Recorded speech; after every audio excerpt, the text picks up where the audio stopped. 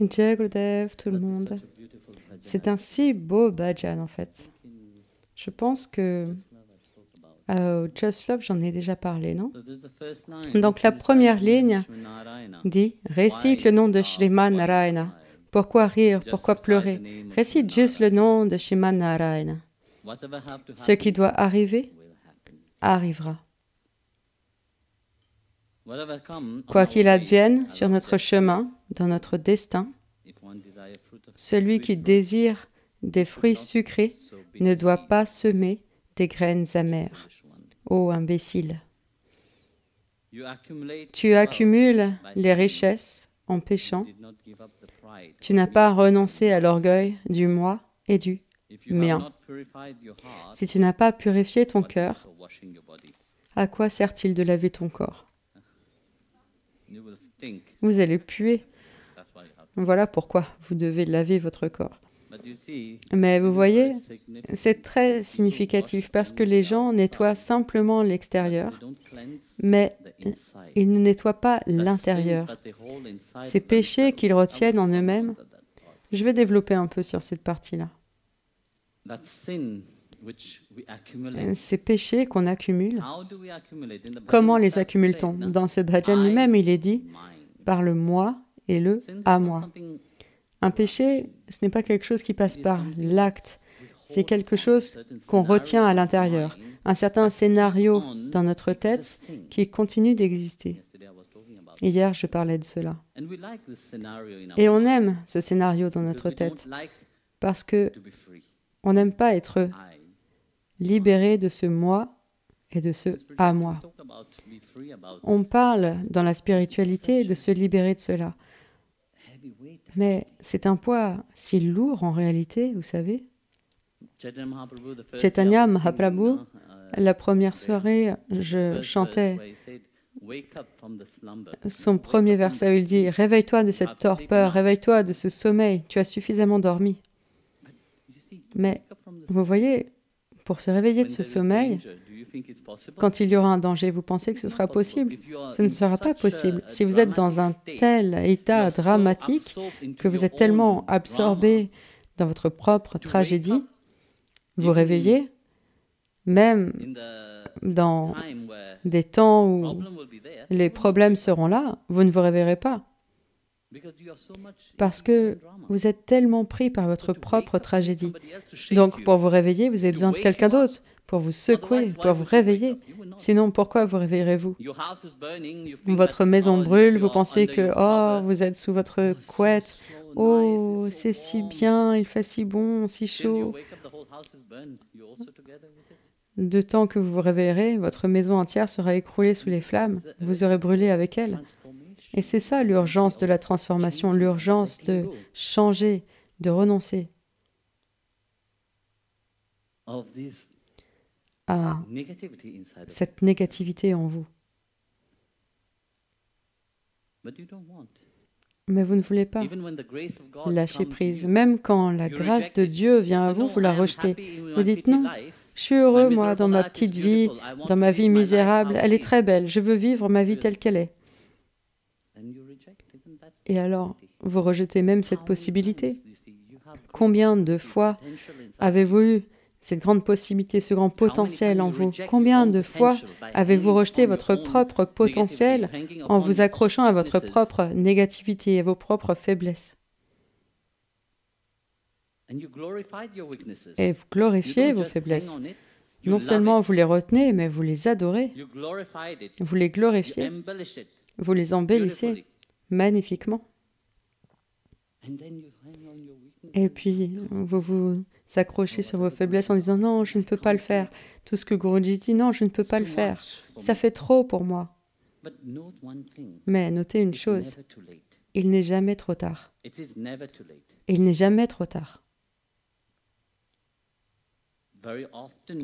Très souvent, on voit les gens qui ont atteint quelque chose de grand, que ce soit même dans la vie spirituelle ou dans la vie matérielle.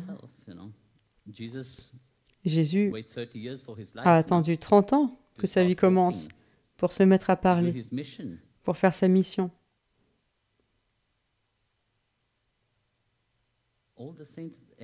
Tous les saints, toute chose à son heure. Quand vous voyez que la grâce de Dieu entre dans votre vie, accueillez-la. Ce ne sera pas la manière dont vous le pensiez. Ce sera un challenge pour votre mental. Mais vous en avez besoin pour vous faire avancer. Sinon, vous continuerez à dormir. Vous dormirez dans vos faiblesses, dans vos vieilles manières de faire. Et ce potentiel en vous ne s'éveillera pas.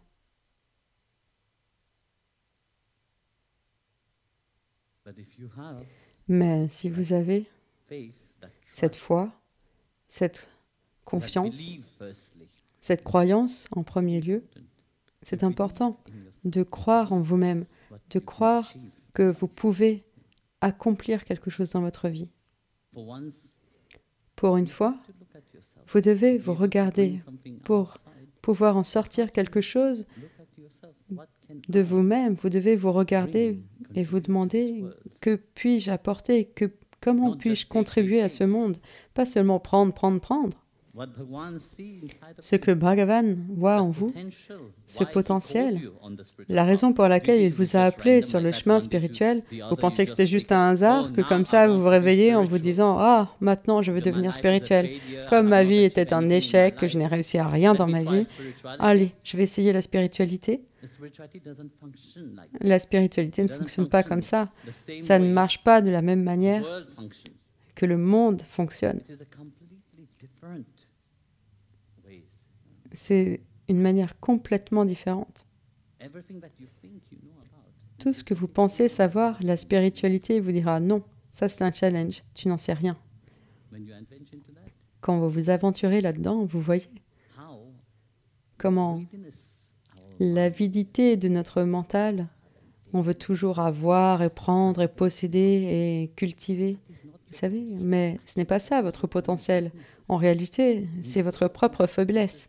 Et vous vous accrochez à cette faiblesse comme si c'était le plus grand des trésors de votre vie. Où est-ce que ça va vous amener? À être plus malheureux, à plus de malheur. Un jour, il y avait un homme avide. Cet homme avide, à cause de son avidité, voulait devenir riche. Et il voulait avoir beaucoup d'argent. Donc il allait voir tous les saints en leur disant « Maharaj, s'il te plaît, bénis-moi de devenir riche. » Donc il allait d'une boutique à l'autre. Vous savez, c'est comme quand vous allez faire les boutiques, vous allez d'une boutique à l'autre. Donc il allait d'une boutique à l'autre.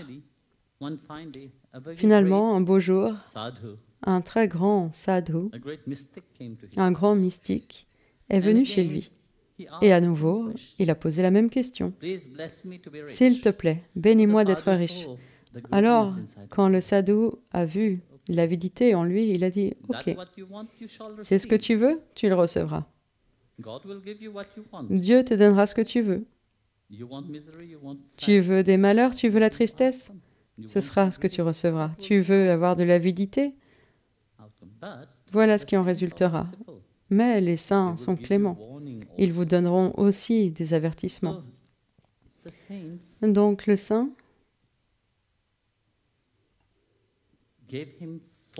lui a donné 4 lampes. 4 lampes à huile, en disant « Écoute, à chaque fois que tu sentiras une urgence, un besoin d'argent, allume la première lampe, va en direction de l'est avec la lampe allumée, et là où la lampe s'éteindra, creuse à cet endroit-là. Tu trouveras beaucoup d'argent. Et si ça ne suffit pas, fais la même chose avec première, deuxième, troisième. Puis il a dit, la 4e, tu n'as pas besoin de l'allumer. Et tu n'as pas besoin d'aller nulle part. Donc, première, tu vas à l'est, deuxième, tu vas à l'ouest, troisième, tu vas au sud. La quatrième, ne l'allume pas et tu n'as pas besoin d'aller nulle part. Ne l'allume pas et tu n'as pas besoin d'aller nulle part. Le saint était très content. Le saint est parti, l'homme était très content. Bien sûr, la curiosité du mental voulait être satisfaite. Alors, il allume la première lampe et il commence à marcher vers l'est. Donc, alors qu'il marche vers l'est, il atteint la lisière de la forêt, il entre dans la forêt, et dans la forêt, la lampe s'éteint. Ok, creusons. Pour sûr, il avait avec lui une pelle, il commence à creuser. Et alors qu'il commence à creuser, il trouve un pot plein d'argent. Il était très content.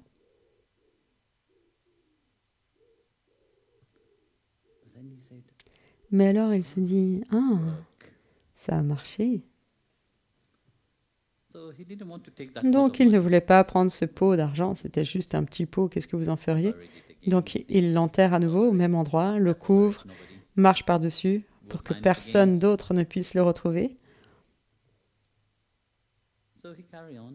Et il continue. Il rentre vite à la maison, prend la deuxième lampe, l'allume, marche vers l'ouest. Alors qu'il marche, il atteint comme un endroit désertique. Et il marche, et au milieu, la lampe, à nouveau, s'éteint. Là où elle s'éteint, il creuse, et il trouve un coffre plein d'or. Ah, un pot, c'était rien. Et maintenant, il y a un coffre plein d'or. Alors, le mental commence à se demander. Et ensuite, qu'est-ce que ce sera? Alors, il le réenterre au même endroit. Si là, il y avait ça, quelle sera la troisième place? Donc, il rentre à la maison, prend la troisième lampe, marche vers le sud. À nouveau, il atteint une grotte. Et dans la grotte, il creuse et là il trouve 2 gros coffres pleins de diamants et de perles et de pierres précieuses.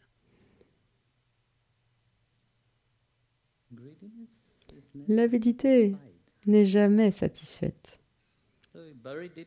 Alors il les enterre à nouveau, pensant « J'irai au nord. Le nord doit être encore plus beau. » Donc il rentre à la maison, allume la quatrième lampe et marche vers le nord. Et alors qu'il marche, il arrive dans un palais. La lampe s'éteint. Dans son esprit, il pense, « Ce palais est à moi. Je vais ramener tous les bijoux, tout l'argent, toutes les richesses dans ce palais. » Mais voyons un peu les lieux. Donc il marche autour du palais, il ouvre chaque porte. En ouvrant une porte, il trouve une pièce remplie d'or. Deuxième porte, pleine de diamants, etc. Chaque porte ouvre sur une pièce remplie de richesses. Et alors qu'il continue, il entend dans une pièce un son très curieux. Il était seul dans le palais, il se demande, mais qui est en train de moudre quelque chose? Alors il entre dans la pièce et là, il voit un vieil homme assis. Et le vieil homme le regarde avec une grande joie et un grand bonheur. Alors il demande à l'homme, « Qui es-tu? Pourquoi es-tu ici ?» Il me dit, « Écoute, je suis en train de moudre, je ne peux pas m'arrêter, mais si tu m'aides, alors je pourrais te dire. Donc, il prend la pierre à meuler, il commence à moudre, et le vieil homme se lève rapidement et s'en va en marchant. « Hé, s'il te plaît, tu dois me dire. » Le vieil homme se retourne et dit, « Eh bien, je suis comme toi. Je suis une personne avide. J'étais une personne avide. Et par avidité, je suis arrivé ici. Je n'ai pas écouté le conseil du saint. Quel était le conseil? De ne pas allumer la 4e lampe et de ne pas aller nulle part. Et je n'ai pas donné de crédit à ce qu'a dit le saint.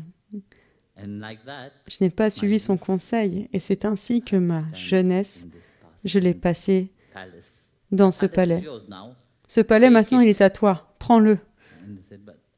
Et il me dit, mais je n'ai pas demandé cela. Il dit, eh bien, tu dois continuer à moudre parce que si tu arrêtes de moudre, tout le palais va s'écrouler sur toi et tu vas mourir. Donc tu dois moudre. Maintenant, c'est ton tour. Et l'homme était choqué. Il a demandé, mais comment vais-je me libérer de ça? Et il dit, seulement quand un autre idiot comme toi viendra, avec une avidité, alors tu pourras t'en aller. Et toi, que vas-tu faire maintenant? Eh bien, je vais dire au monde entier combien l'avidité est mauvaise. Mais on ne réalise pas que la même chose se passe dans notre propre vie. On a beaucoup d'ambition, on a de grandes ambitions pour de grandes choses, mais on n'y croit pas. On veut tout faire.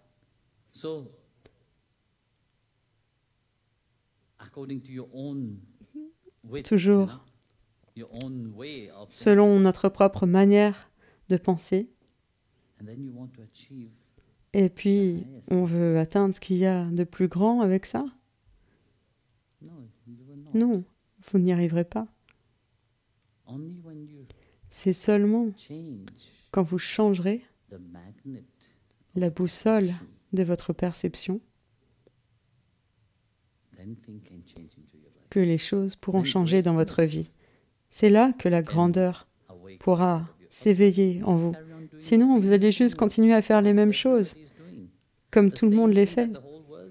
La même chose que le monde entier fait. La même chose qu'ont fait vos parents, vous savez.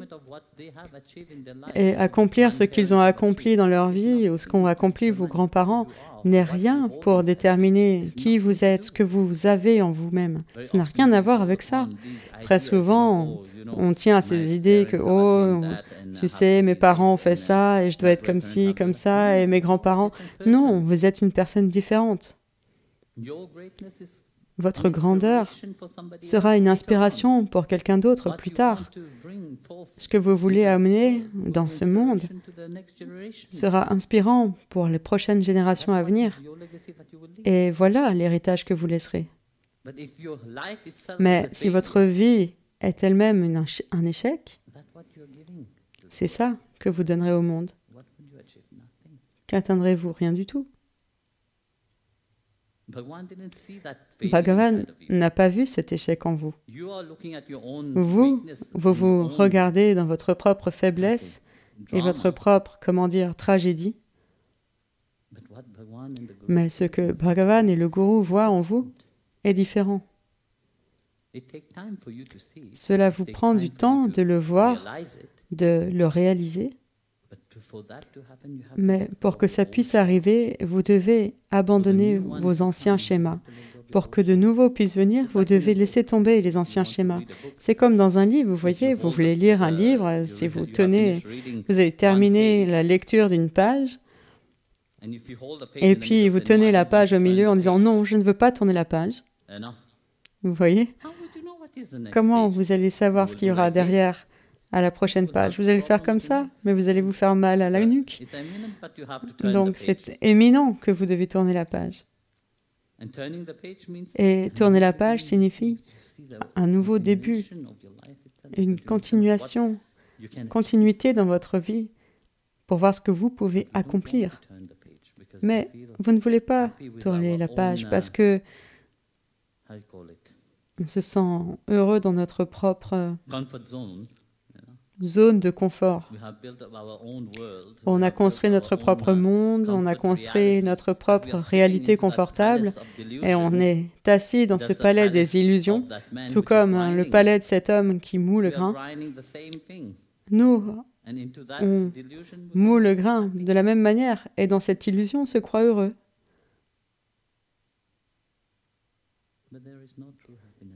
Mais il n'y a pas de véritable bonheur là-dedans. Ce qui en résultera, c'est du malheur. Et tôt ou tard, vous réaliserez cela et vous vous éveillerez à votre potentiel. Vous pouvez créer un meilleur futur pour vous-même. Qu'il soit spirituel ou dans le monde matériel. Les deux fonctionnent de la même manière. Croyez-le. Jai Gurudev.